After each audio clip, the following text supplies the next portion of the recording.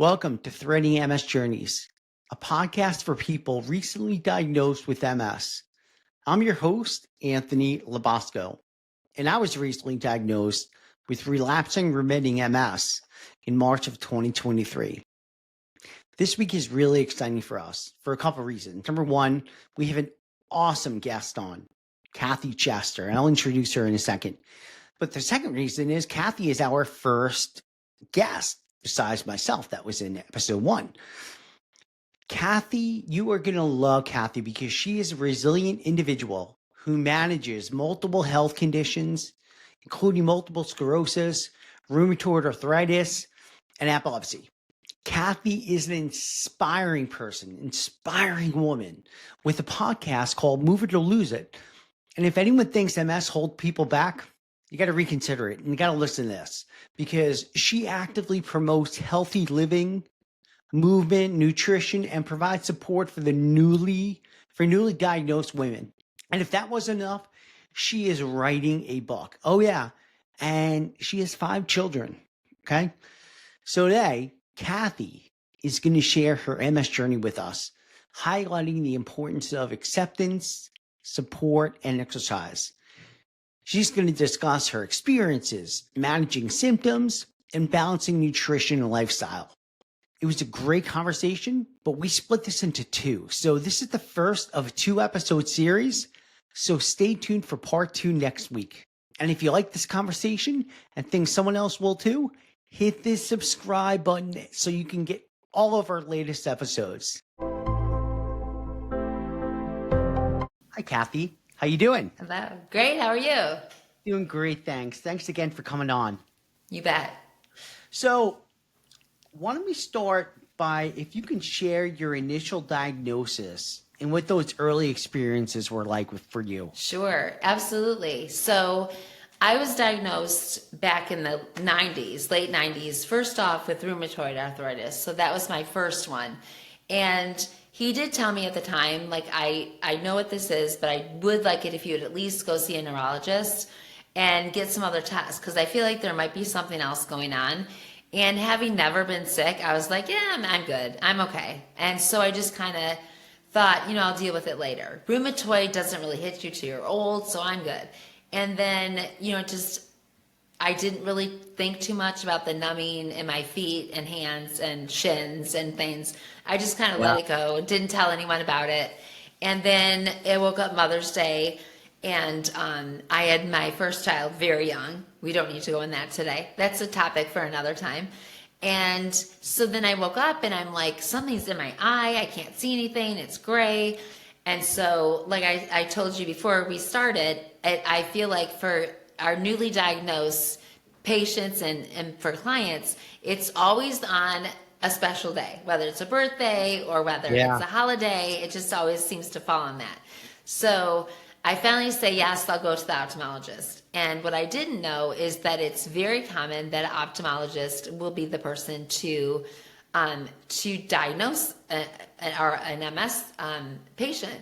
And so he first, looked into my eye, asked me a bunch of questions, diagnosed that it was indeed optic neuritis, which we've got a lot of things that go on with our eyes. And back then, I only thought that was it. You get optic neuritis. So it's a swelling of the optic nerve. And typically it goes away. It doesn't, back then with some steroids, it would go away. Mine was very unique. It just never went away. I still have it. I still can't see out of my right eye. And there's a lot of pain with it. So that was something that I had that caused me to go to the ophthalmologist. And then the ophthalmologist started asking me some questions, and I was like, you're getting kind of personal.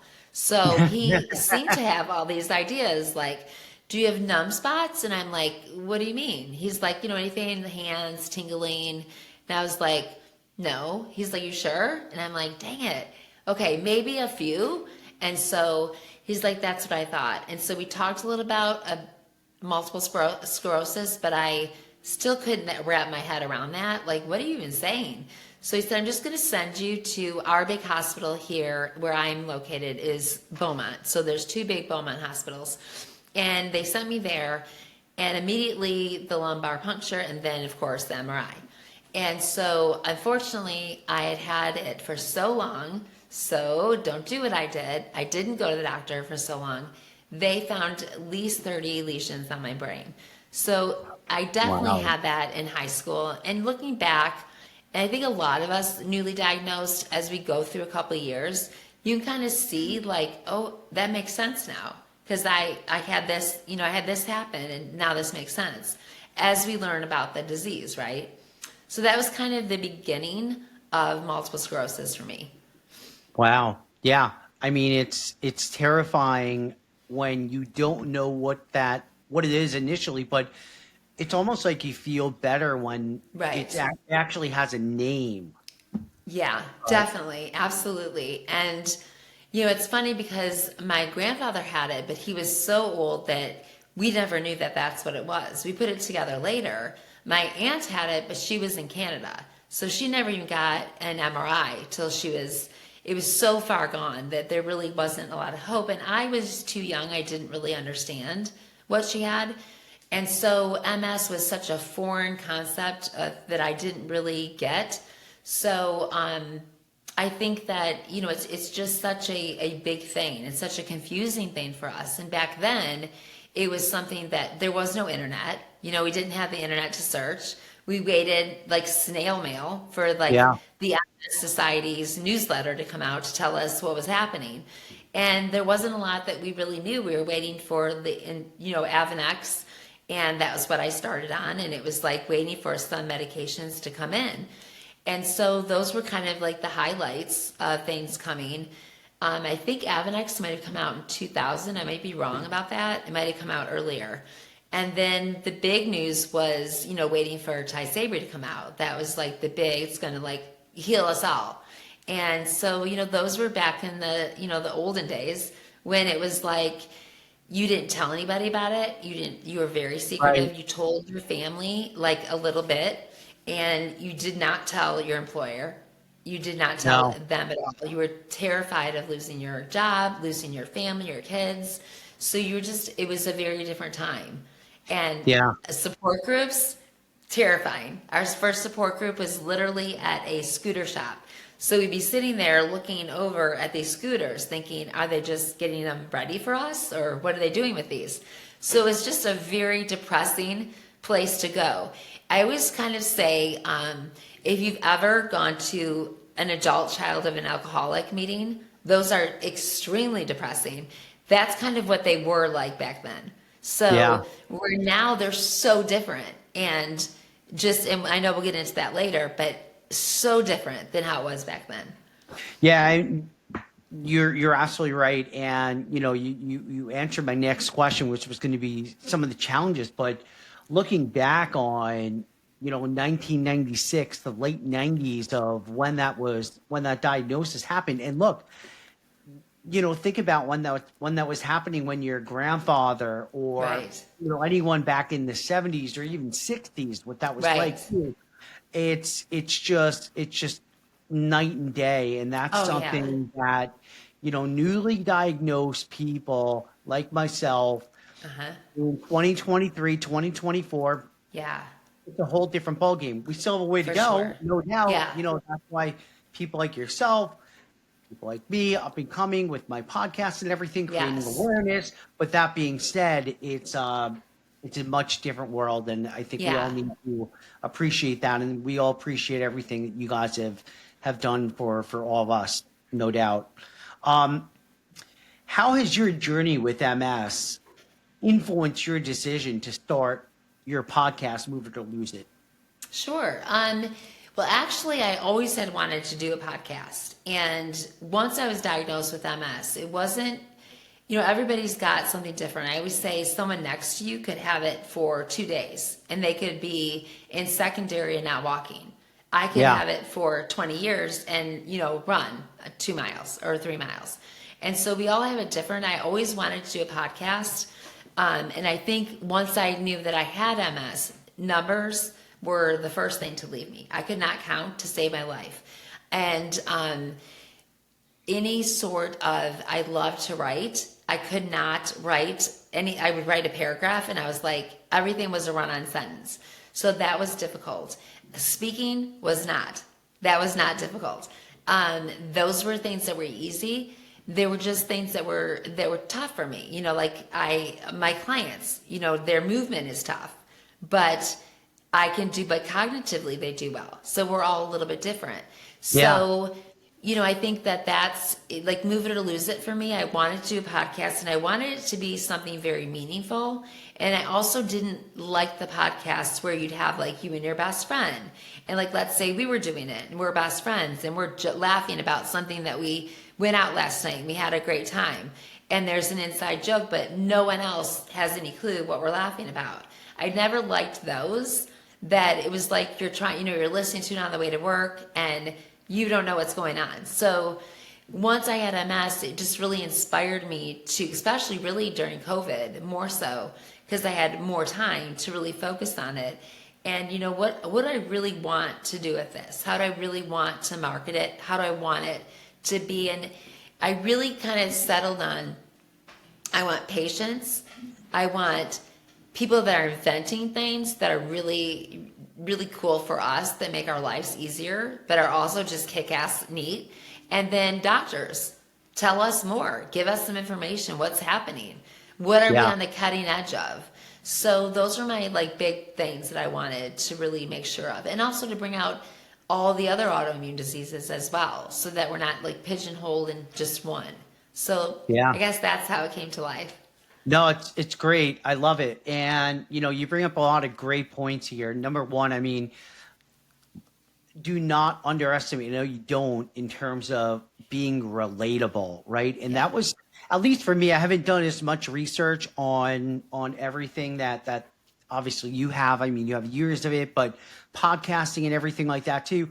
I honestly have not seen many MS podcasts, and the ones that I've seen have been more on the clinical side, have been more, I don't know, it just seemed they were biased, and having people that like yourself and hopefully even me as well, being relatable to people, even your guests and things like that. For Educational, but relatable. The second thing, which I want to talk about as well, you brought up a great point about, how you are I guess coping with the MS and really accepting it in terms of, look, I know what what I can do, what I can't do. Right. And I think when we spoke earlier, you talked a little bit about, I really want you to talk more about this too, in terms of having the MS, the metaphor that you talked about. Oh, I think that really comes into play here, because that metaphor really dictates in terms of how you are. I should have looked up the movie, because I think it was an older movie. It was called What About Bob, I think. And it was this guy that came to the house, and they were on family vacation, and he came and he just wouldn't leave. They tried everything to get him out, and then all of a sudden there he was at the window. He was everywhere. So it always reminded me kind of comically of, this is our MS, right? It's a visitor that came unwanted. This visitor was unwanted, and it's not leaving. It's not going to leave us, at least as we know right now. So what do we do with it? We've got to find a spot for it. It doesn't mean that it owns us. It doesn't mean it defines everything about us, but it means we've got to find some kind of a peace with it, that we still go on with our daily life, that yes, there's things that suck. We've got to plan for everything. It's like, am I going to pee my pants when I go here? We've got to plan for every single thing. And like I told you before, when I was newly diagnosed, if we are diagnosed with like relapsing remitting, and it's the beginning of the years with it, I remember my neurologist asking me, like, how's your pee? Great, how's yours? How's your stool? Great, how's yours? How's your sex life? Awesome, how's yours? I couldn't understand, and they didn't do a really good job of explaining why they were asking me these questions. And I hope that they do a better job at that. Because when you're newly diagnosed, you're like, I don't know, is it going to change? And then all of a sudden you're like, oh, yeah, it does. Oh, I just peed for no reason. And so those are scary things, and sometimes it happens right away. And sometimes telling a newly diagnosed person that, oh, you're going to pee for no reason out in public, I mean, that's enough to really terrify you. Totally. But if you're in a group with a bunch of people that have it, and you feel supported in it, and they tell you funny ways, how it happens. Like a lot of times we'll tell stories with the newly diagnosed and say, you don't have MS until you pee your pants in public when everybody's there and you don't have anything to change into, and you can't have black pants on. Don't wear khaki pants when you were Right. when you were newly diagnosed. You Right. were I remember I had a light blue outfit on, had no clue, and it just was there. I was like, well, can't hide that. So you gotta have a sense of humor about Right. it, or it will just, I always call it the black hole. You go to the black hole and it's so hard to come out of that. And so you got to have that group of people. And I don't think it's a lot. I mean, once we're adults, we don't have that opportunity to have those really tight friends. I always say you're blessed if you have like 2 or 3 of those, because, we've got jobs, families, we don't have that much time. And so I think that having those close people, even if it's one that you're able to say, I just need to get this out. This day just really sucked, and I just need to talk. And those are important things to grieve it, that you just were diagnosed with this disease. And you're going to grieve it, like not just that one time, but over through the years. Things that you lose, things that changes that happen. That's the reality of it. Now, those are kind of the crappy things. But there's also some amazing things that happen. Yeah. I don't think that, I know you're still in your first year, but I don't think I would have taken the time to enjoy sunsets, sunrises. I wouldn't have slowed down enough. I am like the Energizer Bunny. So I just go. And like I said to you earlier, that when I found out I had it, I just kept going out to the track and running, thinking, I'm going to run this damn thing out. That's what I'm going to do. Yeah. And I would have to call and say, I guess it didn't work. I'll try tomorrow. And so for me, my energy just kind of came down to a normal person's energy. And the kids were like, good, we can catch you. So for me, it was a lovely time where I could just really love on my kids and not be so busy and so crazy. It kind of gave me a chance to slow down. So I would say to our newly diagnosed, like, take the time to research. Learn what it means to be an advocate, because most of us don't do that. Unless you've had someone sick in your family, we don't know what advocating means. Like, No. what does it mean? How do I advocate for myself? And I would say take notes. And sometimes, like we shared together, it's hard to take notes for ourselves when we're trying to listen and understand what they're saying. And it's hard even for our significant other. So I try to say, take someone with you that is kind of not extremely close, or easy now, push memos on your phone and you've got it. So you can go back to it. And I mean, I don't know how long your memory is. Mine's now about 10 seconds, 30 on a good day. But I'm trying to process some questions Right. without writing things down that you were saying before. So I'll let you know how my memory goes, and you're giving me a good test right now. So Good. Yeah. You're doing good. Thank so you. I think that's easier to do the memos, because then it's harder for me to write down when they're speaking. Right. I agree. I think, I mean, there's so much to unpack here in this conversation that we just had, right? I think the first thing that really jumped out at me. Sorry, I think you asked me one question and I think I answered 20. No, it's phenomenal. It's phenomenal because you're actually saving me time from reading everything that I have here. So it's great. You're awesome, Kathy. So the first thing is acceptance, right? I think that, Yeah. when as a newly diagnosed person, and, I mentioned this in the introduction when people are listening to this, that you run support groups for newly diagnosed women, right? And Yeah. so you are very much in tune with it. Even though it's been a while since you were newly diagnosed, but you're very much in tune with it. And you mentioned a couple of things that really hit home with me is acceptance.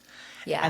And that's the first thing. Once you accept what you have, then all of a sudden you can start to test boundaries. And I think that Right. I am still in that stage of testing Sure. boundaries in terms of what I can do and things like that.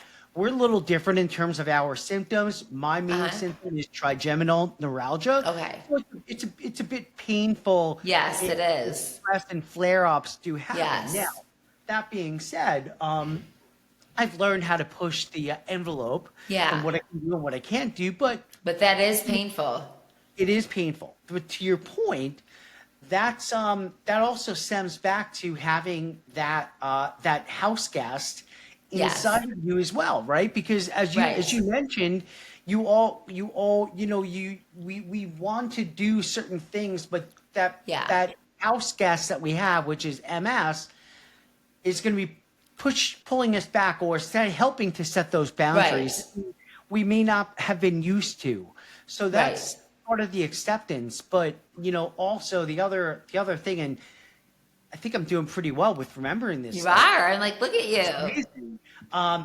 The third thing is grieving, right? And Yes. when I was newly diagnosed, that's exactly how I felt. Yeah. And I know a lot of people that are recently diagnosed as well feel that. And Yeah. and you have to give yourself permission to grieve, and everyone grieves in much different ways. But Right. I'll tell you, I'll share a quick story with you. But the night before my birthday, before I had I was diagnosed in March of 23. My Uh-huh. birthday's in May of 23. The night before my birthday, I was hysterical. And you know why I was hysterical? Because I said, I am never going to be a person without this disease Oh, the rest yeah. of my I life. You remember know what I mean? that. Yeah. So when Yep. that enormity, hits Yes. you and everything like that, I'm not saying that it's easier to do, but to your point, you have to give No, but yourself you're time right. to do that, right? And You have to do that. You have to walk through those steps, whatever they are for you, in order for you right. to come to an acceptance and then to move forward. If you don't do those steps, you can't move forward. You're just stuck.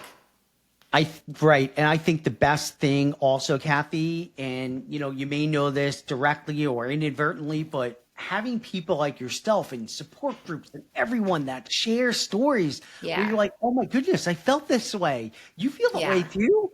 I just couldn't believe it when I was on Instagram and I looked Yes. up MS and I see all these people and I'm like, oh my Yeah. goodness, some of these, a lot of these people are thriving. They're MS Right. warriors. Oh my goodness, Yeah. I can't believe this. So it's really great. And I think that's a big part of awareness. So I'm going to stop For talking, sure. but I No, you're really wanted to just you touched on so many awesome things, Kathy. So thank No, you. thank you. I think that's really good, and I think it's awesome that just in the year what you've done. Talk about advocating. You started a podcast for MS. I mean, that's for newly diagnosed people, and that's so important. And like we talked about before too, I think it's crucial to once you're ready to start something, try something you haven't done. Because Totally. especially like, I told you I work a lot with men and women. And I feel that men take this harder when they are really good in sports, so they've done something that they Good really point. enjoy, Yeah. and they go to play that sport again and they can't do it. It's so frustrating and heartbreaking. It just really brings them down. And my advice is always try something you haven't done. Now, I'm very athletic, so I've done a lot of running in my sports, but I never did any distance running. So I thought, I haven't done that. Why with MS? I thought that would be a great idea. I don't know, but I did it. I thought, I can't feel my feet, but they hit the ground. I know that. So now I have to tell you that people that didn't know I had MS, after they were like, wait, you have MS and you're doing this with us? I'm like, yeah. And they're like, you're crazy. But it was something I really enjoyed. And so maybe that's not your thing, but do something you haven't done and find some joy in that before Yeah. you take everything out. Find something new. And sometimes that will bring you some joy that you were like, why, I've never done this before. And this is something I'm really enjoying. I always try to encourage people to do that. And thankfully, the MS Society in 2020 said that movement was our biggest defense. And So Kathy, thank God. you are actually building into my next subject, which is great. Is Yay. movement and movement in MS, right? In terms of managing MS with movement, and Right. that is obviously your foundation. That is, Yeah. you're an expert on that. So Yeah. talk a bit about that and how important that is for people with So MS. important. I would say, and a lot of it that really struck me was when I learned more about my grandfather and my aunt, was that they had told them both, but especially my aunt, is absolutely no exercise. Rest, rest, rest. And I thought, well, she was older, so that was back then. And then when I was diagnosed, and then I got the VHS tape, you go for a stroll, you'll be in a wheelchair in 5 years, you'll do this, and I just tossed it. And I Oh was my like, goodness. absolutely not. Nope. Then my body will atrophy, and yes, all that stuff will happen because I've had no movement in 5 years. So it made no sense to me, and I just started to really, with my knowledge in anatomy and my knowledge with exercise, I thought, okay, I may not be able to do everything I did. Right now, my body is out of the flare, and now my body can do some things, and I'm kind of where you were. I'm testing the waters of what I can do, what I can't do. I started doing some water aerobic kind of things with the senior citizens, which was hysterical because I'm in my 20s and these old people are like laughing at me. But I kept my eye in the gym thinking I'm heading there. I'm going there. That's my goal. So I think just like find little goals, Yeah. hit a goal, then go to the next one. And so my goal was to get to the gym. Then my goal was to get on that dang treadmill. And then my goal was, okay, I can do this. Maybe I can find runners that run. And so I started running. So I think it's really important to find the things that you maybe haven't done and get that exercise in. Thanks for tuning into the first part of a 2-episode series with Kathy Chester. We had a phenomenal conversation. I'm glad you listened to it, watched it. We broke it up into 2 episodes, obviously, and we will continue the conversation around her experiences, managing symptoms, balancing nutrition and lifestyle. So part 2 is going to be released next week. Look out for the clips for the upcoming episode on our Threading MS Journeys YouTube channel. And you can reach out to Kathy at msdisrupted.com. And all our contact info will be in the show notes. So thanks for listening, and see you next week.